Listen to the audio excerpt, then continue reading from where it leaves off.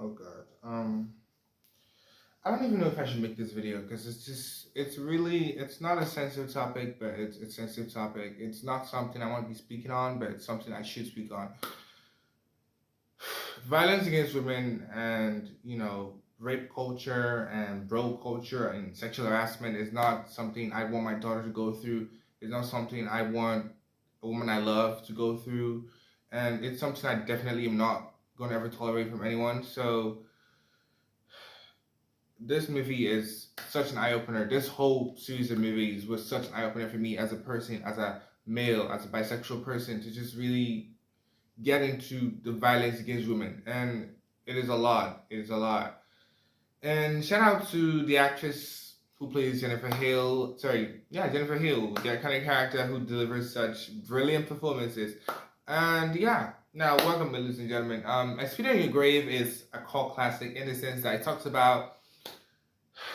I don't even want to. Let's just say that it's against violence against women, but it's not just, oh my God, I'm a victim, I need to cry and seek help. But it's like, I'm a vigilante at this point because someone did this to me. I have to make sure other people who most likely will be victims don't get through the same trouble, don't get through the same pain that I go through. So it's about this woman who gets to, this is a summary now, right? It's about this woman who goes on to, goes to like some off the shore, local rural place, like lost off the map of the USA, and it's like, oh my God, I need a place to write. She's a successful writer, and it's like, oh my God, I just need like 3 months to write my next big novel. And then she goes on, and then she meets, awfully, by this cruel stroke of luck, she meets this group of young men who, at first, they seem like casual people who are just trying to flirt, and, she pays them no mind. Guys are, like, I wouldn't see that as any big thing, but eventually she goes there, and before she knows, she gets stalked, harassed, and in this series of mental and psychological distractions, she's eventually met up to this gang of 4 boys who continue to harass her, rape her, and as she manages to escape, she's brought back again by the sheriff, who she doesn't know is actually their gang leader, and she gets raped multiple times, gang raped even by 5 men, severally. Like, they just keep raping and raping and raping, so much so she is... Oh God, this is such a sensitive topic. I don't know if I should say this. Not just because of YouTube, because of me. It's such a sensitive topic, but like, women's bodies should not be... Like, I watched the movie and I felt so bad. Like, wow. I don't hate the actors because I know they played the part, but maybe they played it a bit too well. So their faces are just etched in my mind, and it's not a good thing. All right.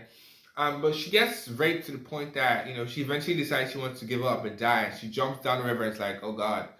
And then this boys, men, whatever, they try to find her, but after multiple searches, they decide to give up because she's not found. And then we think that she died, but as the movie progresses, we see that she's dead. And she begins to, one after the other, pluck these boys and kill them, torture them, make sure they go through the same humiliation and experience and torture that they gave her.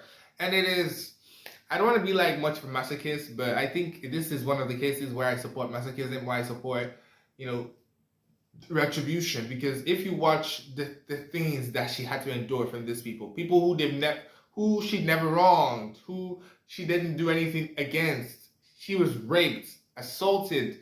Like, I don't even have the words to articulate the pain that I felt. And I wasn't even the person experiencing it. And these are someone's stories. These are people's lives. I don't even know. It was just heartbreaking. But the good part of the movie is that the second half gets to see the revenge, and I really get to, support this woman heroine who gets to do things. And obviously in 2, I Spin on the Grave 2, we see a similar situation with a girl who lives in America. She's pretty, but she's from a Christian home, and she wants to do modeling the right way. Christian way, more modest way. I don't know if that works for most models, but I do hear that most models are, exploited sexually, so to speak. And she doesn't want to do that. Eventually, she gets herself in the crosshairs of a stalker. She is raped, and the murder is committed. She's, without her knowledge, drugged and taken all the way across the world to Europe, some Soviet Union country, and eventually she keeps getting raped by the whole family. And once she manages to make it out, she's brought back again by the mother, almost similar to what happened. Someone brings her back. The raping continues. Eventually, she's even buried alive, and thankfully, she doesn't die there. And retribution happens. She makes sure she gets her revenge, and that's all that. And obviously, the third movie, Expediting a Great Vengeance in Mind, which is all about Jennifer Hill, the original character, in Expediting a Great One, coming back and getting revenge for members of her support group who have suffered violence or have suffered sexual violence, and eventually she gets minimal time in prison. But I'm not going to ruin it. Just to say that's the summary. Now, for the theme of the movie, I think it is the most evident theme is violence against women. Like, this must stop. Like, I don't see why. I was talking to a friend recently on WhatsApp, and I was like, it was graduating, and I was doing a ceremony. I was like, oh my god, if I was there at everything, maybe she said yes, or I'm a feminist. And he said he agreed with the first one, which was okay. She said yes, that's good, that's all right. And he was like, he didn't agree with being a feminist, and I was like, why? And he says like, he didn't care for all that, and I was like, I love my girls, I love my women, protecting dolls, all that. And I was like, he was like, yeah, he likes girls, whatever, but he doesn't like feminists, and feminists are too, whatever that way he said it. And I was like, okay, but if he's graduated now, right? So he's like maybe like 21, 22, because he's probably older than me. And what if in like 5 years time, or less than 5 years time, you have a daughter, you get married or whatever, you get hitched, have sex, whatever, it happens. And this kid, whether in or out of wedlock, grows up and experiences the same tragic things that you do to other girls. I hope you like it because you said you're not feminist. You said you don't fight for women's rights. And I told him that. And he did not reply. He read the message, and I know this guy because we hang out with friends in a sense. He did not reply, which is very abnormal for him because he usually replies my messages. He did not reply. He still hasn't replied. I think it's going to 3 weeks now, and he hasn't replied. He hasn't talked to me. And he was the one who chatted me up. You see? So it really was weird because how the hell, like, you against feminism? How are you against supporting women? But when someone tells you your own kid will be affected by the same things you're doing to other people's kids, you're like, oh no, that's wrong. Why would you tell me that? Like, it didn't make sense. But that is one of the major themes in this movie. Obviously, and the vigilante whole vibe, vigilante revenge, vengeance theme is, I think that's probably my better theme in this movie, seeing that women by themselves can protect themselves, and yes, women should protect themselves. Please learn to protect yourself. No one should ever have to molest you because you're quote unquote a woman. Nobody's weak. No woman is weak. No man is weak. We're all weak if we think so. It's in your mind, all right? I'm not motivational here. I'm just being honest. Other themes in the movie, I think betrayal. Like in the first movie, one of the guys that raped our protagonist was at first kind of in love with her, and towards his, because he was the first death that we ever saw her commit. Now the first murder, but towards his own end, we see that he was driven by guilt. He searched for her every single day, and when he saw her, he thought she was a ghost. Obviously, he suffered from autism, but overall, the fact that he lost his virginity with her, right? I don't know, before that, he kind of had an attraction. I guess, I don't know how to explain it. You just gotta watch the movie to find out. But the whole thing was very, I don't know. She felt betrayed, and I think she rightfully felt so. And also, even the second installment of the movie, where a new actress now, who is now a main character, is shipped off to some Soviet country. She feels betrayed because even though she pushes off this whole this photographer and his brother who try to harass her, they still come into her apartment, into her own home, and rape her and assault her. Like, it doesn't even make sense. Like, they tell women, wear longer clothes, dress better, do this. And eventually, when you still do all that, you're still assaulted. And it doesn't make sense. Like, why would you do all that? Like, you want to CUM? Like, you could do that with a douche. You could do that with a rug. You could do that on the bed. You could do it like in the toilet. Like, you don't even need to assault someone to, like, why? Why? Like, I don't understand the philosophy behind rape and pedophilia. I don't get it. All right, but let's just end it there. My favorite character, obviously, the iconic Jennifer Hill. I don't know the actress's name, but she's iconic. I don't think there's any reason I got to, because basically the whole ensemble of the movie, there's usually just one main protagonist, and every other character just kind of revolves around them. So yes, all the women who play the leads are my favorite characters. For the sound, I think because this is an R-rated movie, the sound is epic. Like, it is meant to be realistic. It is meant to elicit emotion. I think I like that about it. So no complaints about the sound. Everything was really good.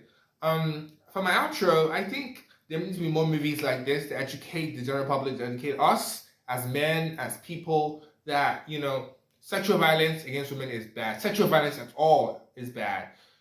And while I do not support the whole, you know, tit for tat, justice by myself thing, I do understand that it is because the system has failed women. The system has failed people. That's why people resort to violence against other people who may inflict such violence on them. So while I do not support violence, I do support that we should all be defensive. We should all learn to defend ourselves, and we should all, you know, what I'm simply saying is that I did support the later part of the movie where she got vengeance. I'm not going to say that I loved the killing of people, but these people were not like exactly innocent. So, oh god, this is not okay. But don't go for tit for tat, okay? But I understand what she did. Is what I'm trying to say. While I don't fully agree with it, I understand it, and I'm okay with it. Okay. I think the overall thing I really want to say about this movie is that if you're gonna watch it with an open mind, or like being a supportive person, I think you should watch the movie. Like being supportive, knowing more about women's body is not just because they're beauty objects or something, but they're actually people.